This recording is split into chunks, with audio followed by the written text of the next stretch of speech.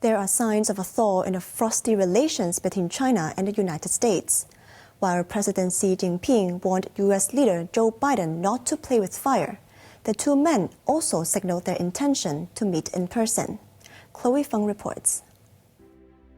The fifth phone call in 18 months between the leaders of the world's two largest economies lasted for about 2.5 hours.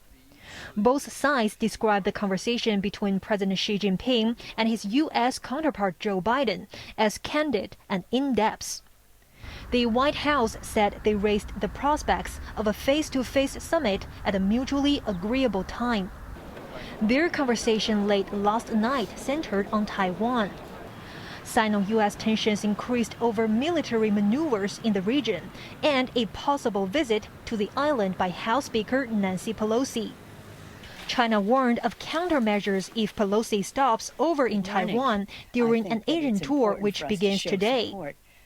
Biden tried to reassure Beijing, saying the U.S. is sticking to the One China policy.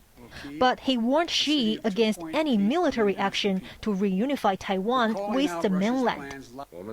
For his part, Xi vowed to safeguard China's national sovereignty and territorial integrity. Whoever plays with fire will get burned, he warned.